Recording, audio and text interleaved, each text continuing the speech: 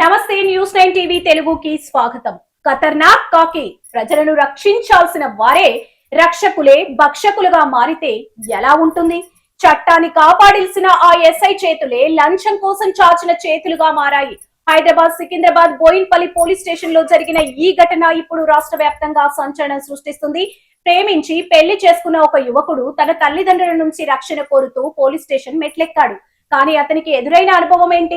Police station అంటే రక్షణ ఇచ్చే చోటు, కానీ అక్కడ అతనికి దక్కింది కేవలం అరాచకం. సహాయం కోసం వెళ్తే లంచం కోసం పీక పట్టుకున్నారు ఆ ఎస్ఐ నందిత.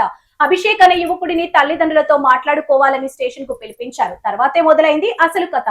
డబ్బులివ్వు లేదంటే కేసులు పెడతామని బెదిరించారు. ఆ యువకుడు ఒప్పుకోకపోవడంతో తండ్రిని కొట్టాడనే ముద్ర వేసి జైలుకు పంపించారు. జైలు నుండి బయటకు వచ్చాక కూడా వేధింపులు ఆపలేదు.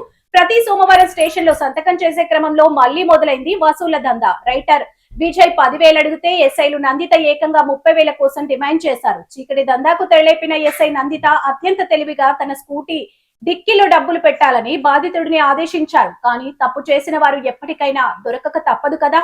ఏసీబీ అధికారులకు అందిన పక్కా సమాచారంతో పక్కా ప్లాన్ అమలు చేశారు. బాధితుడు స్కూటీలో డబ్బులు పెట్టగానే ఏసీబీ అధికారులు రంగంలోకి దిగారు. రెడ్ హ్యాండెడ్ గా దొరికిపోయారు. లంచావతారంలో ఉన్న ఎస్ఐ నందిత, ఆమెకు సహకరించిన రైటర్ విజయ్ ను ఏసీబీ అధికారులు అదుపులోకి తీసుకున్నారు. ఇప్పుడు ఈ ఘటన బోయిన్పల్లి పోలీస్ స్టేషన్ లోనే కాదు, పోలీస్ శాఖలో కూడా ప్రకంపనలు రేపుతుంది. ఇలాంటి అధికారుల వల్లే మొత్తం శాఖకు చెడ్డ పేరు వస్తుందని ప్రజలు ఆగ్రహం వ్యక్తం చేస్తున్నారు. మరి ఇప్పుడు వీరిపై ఎలాంటి చర్యలు తీసుకుంటారు? శాఖపరమైన విచారణలో ఇంకెన్ని నిజాలు బయటకు వస్తాయి? వేచి చూడాలి. Stay tune to news 9 TV Telugu. జై హింద్.